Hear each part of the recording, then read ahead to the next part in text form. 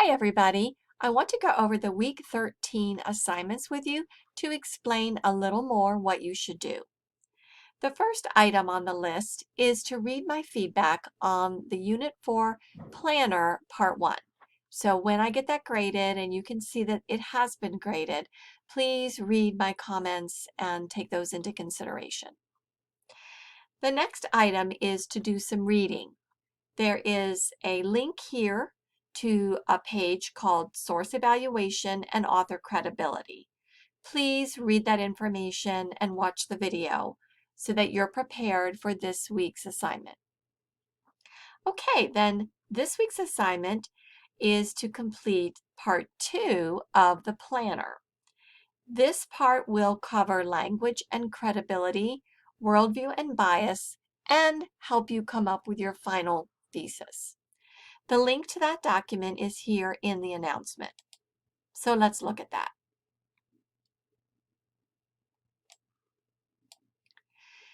Okay, under language use, there is the first question: what writing choices does the author make in the article? And there are lots of things you want to consider. Consider the appeal that is used: ethos, logos, pathos. Now, this whole section is really dealing with words, not so much evidence. You already discussed that in part 1 of your planner. Now you're taking that magnifying glass and looking at specific words and phrases. Are the word choices one that tries to give appeal to the emotions, pathos, or to the mind, logos? Or do the word choices make you want to trust whoever is saying those words? So think about ethos, logos, and pathos. Also think about the details that are included and not included. Again, don't tell me again about the evidence, but just holistically think about what was included and maybe what was left out. That is a language choice. Also think of the structure. Is the article written in a very scholarly, difficult, hard to understand way?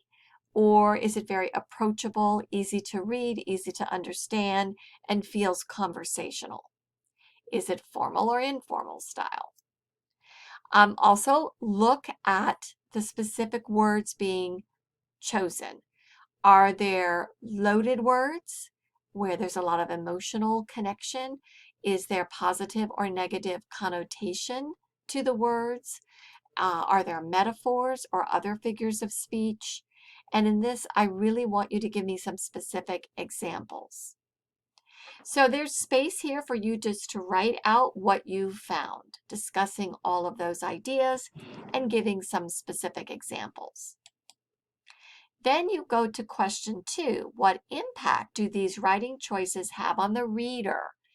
Do these choices make the reader more inclined to read and accept the article, or pushing back, not wanting to read it, or not believing what the author says? Again, looking at those writing choices. And then the third one is to determine the tone, the overall tone of the article. That should be some kind of adjective. It should not be a purpose word such as inform, entertain, or persuade, but basically any other adjective could describe tone. Whatever you choose, please support with examples of words or phrases from the article that demonstrate that tone. All right, we move on to credibility. This is looking at the author and who the author is and whether that person is qualified to write on this topic. So you will have to look up the author. Google the author's name, find a reputable site, not Wikipedia, to use. The author's website is fine. Find out the author's education and experience and write that information here under number 1. Please include the link to wherever you got that information.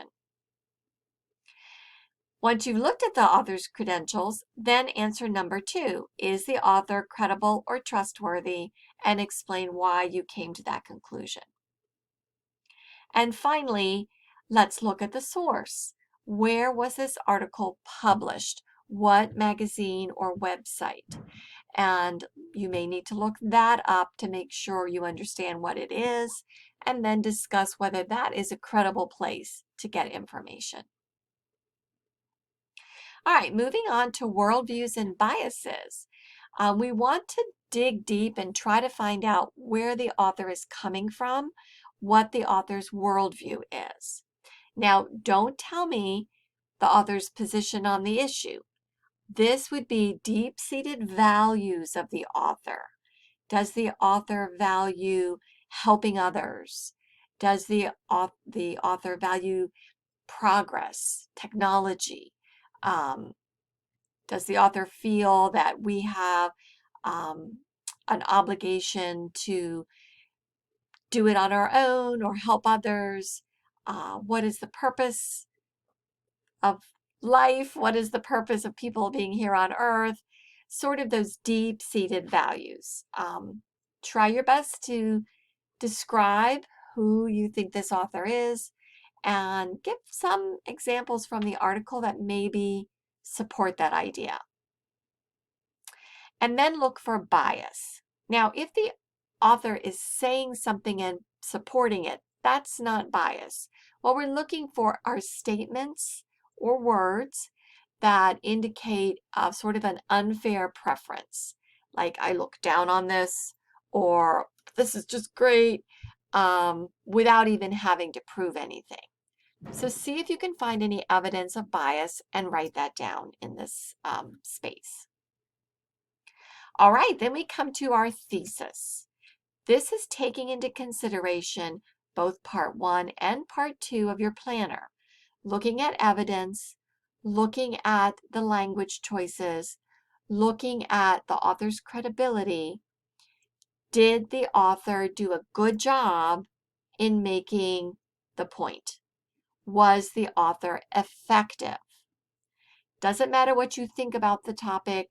You're not weighing in on the issue. You're just going to say the author was effective in making the point, or the author was not effective, or possibly the author was somewhat effective. Your decision will be based on what you decided about evidence, language, and credibility. If the author did a good job in all 3 areas, obviously the author is effective. If the author was terrible in all those areas, then the author is not effective.